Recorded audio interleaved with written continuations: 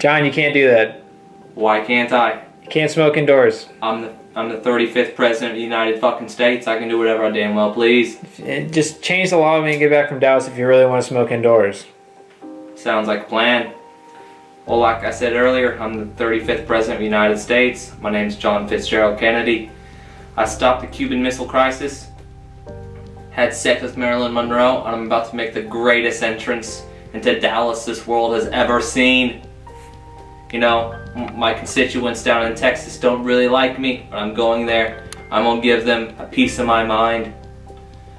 And I just want to personally thank Governor John Connolly. He's gonna have a great time. He's gonna be sitting right in front of me in the car. It's just gonna be great. He's gonna be a hit. So I just want to say thank you to the world. I'm John Fitzgerald Kennedy. The world at large, not just Americans, were energized and galvanized by the election of this highly charismatic, intelligent, very adept political leader, John F. Kennedy. JFK was, in his inaugural speech, thinking about passing the torch to new generations. So it was a time of optimism. People thought that they were going forward, and they were going forward with this young, handsome president and his young and beautiful wife and their children. Those couple of days starting in Dallas, we thought we were coming apart at the seams. The nation felt unhinged. We were down in Dealey Plaza about 5 minutes or so before President Kennedy's limousine motorcade came down, and you could just feel the excitement in the crowd. Everybody was cheering, everybody was happy because the president's in town. You never see that very often. And as he got about 150, 200 feet away from us, that's when we heard the first two gunshots. Boom, boom.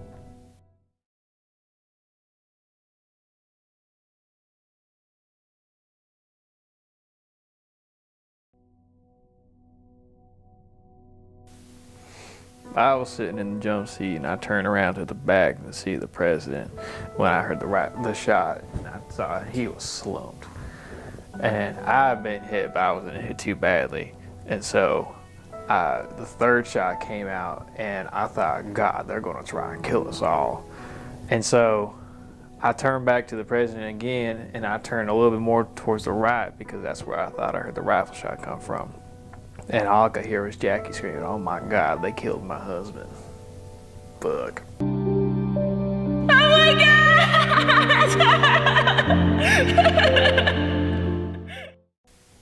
I initially didn't have any clue what it was. I didn't think it was gunfire when it first happened. My first thought was people were throwing firecrackers at the president's car. Now that's just really bad taste because who does that? But I was like, but President Kennedy raised up his arm like this, like he was waving. I'm like, oh wow, President's got a good sense of humor, you know, for a situation like this. Then I realized very quickly that it wasn't a firecracker and he wasn't enjoying the situation.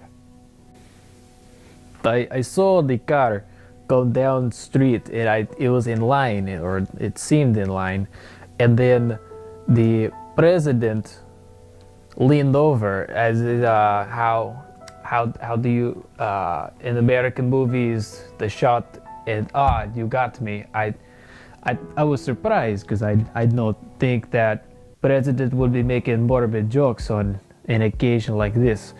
But then I heard second shot and the brain fucking opened like an exploded bowl of borscht. Red and blood everywhere, redder than the revolution and flag of USSR.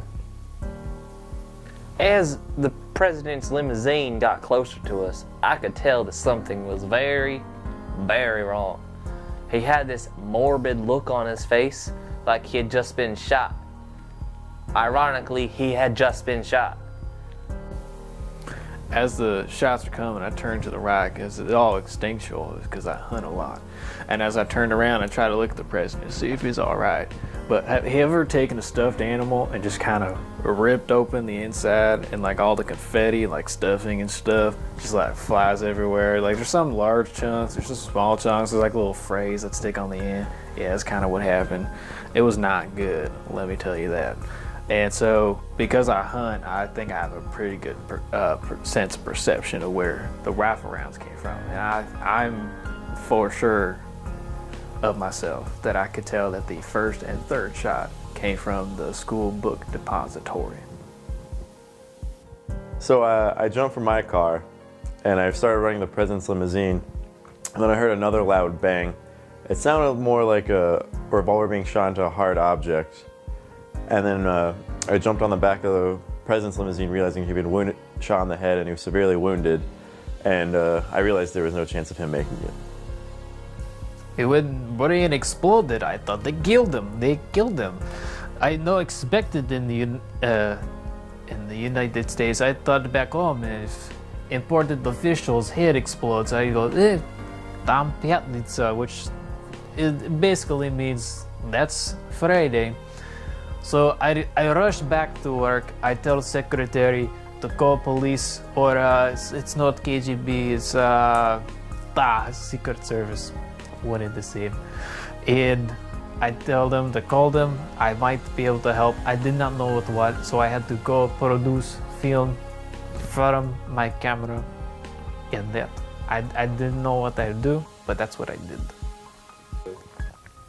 As I got in there, I realized the right rear portion of his head was missing. It was in the back seat of the car. There was bits of brain and blood everywhere from the armrest to the seat cushions. Miss Kennedy was also there, covered in bits of brain and blood, and she was screaming. And I tried to calm her down, let her know that there was no chance, and she needed to get down so she didn't get shot. My name is Bubba J. I'm a ballistic weapons expert, redneck weapons expert. And let me tell you something. Whenever that bullet came through JFK's head, it wasn't very good, because his head kind of exploded like this here pumpkin. And let me demonstrate here. This is JFK's head at like frame 280. This, that right here, that's JFK's head after the bullet left it. It doesn't look very good, does it? Not at all. I'm Bubba J, and this has been the weapons expert. Now you see here, what I believe was that there were 2 shots from behind the grassy knoll, but the CIA believed this, get this, said that it couldn't have happened and I was making things up. So whenever I was called to testify, I just went ahead and said whatever the CIA and FBI told me to, because I didn't want to hurt the family and cause any more pain. Lyndon B. Johnson was then transported to Air Force One, where he could be sworn in as the next President of the United States. They find President Kennedy's prayer book on the plane for the swearing in, and a dictaphone records the ceremony. I do solemnly swear that I will faithfully execute the office of President of the United States. While Lyndon B. Johnson was being sworn in on Air Force One, Dallas police officers were on the trail of Lee Harvey Oswald, which was last seen in a movie theater nearby.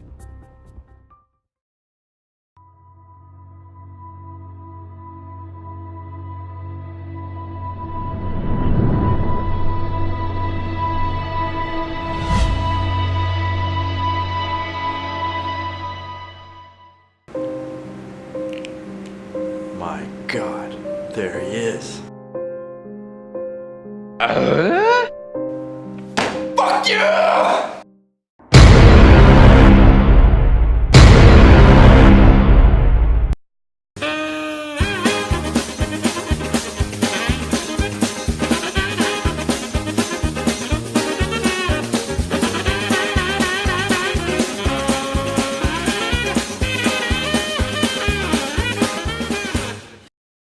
Oswald was set to go to trial, but Jack Ruby had other plans.